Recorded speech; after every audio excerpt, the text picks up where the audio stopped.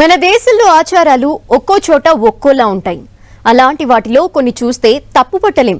కానీ ఇదేందయ్యా ఇది మరీ విడ్డూరంగా ఉందే అనుకోక తప్పదు.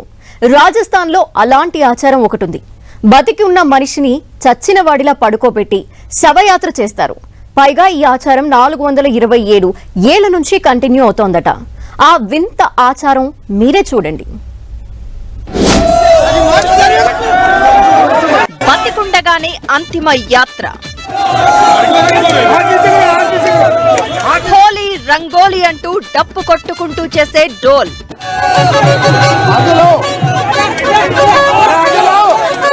రాజస్థాన్ లో భిల్వాడ్ వాసుల వింత ఆచారం ఇది. హోలీ పండుగ ముగిసిన వారం రోజులకు ఈ డోల్ యాత్ర చేస్తారు.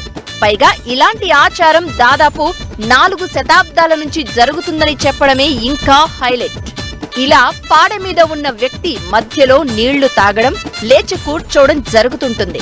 చివర్లో ఆలయం దగ్గరకు తీసుకురాగానే శవంలా పడి ఉన్న వ్యక్తి ఒక్కసారిగా పారిపోవడంతో మిగిలిన పాడెను జనమంతా కాల్చేయడంతో ఈ తంతు ముగుస్తుంది.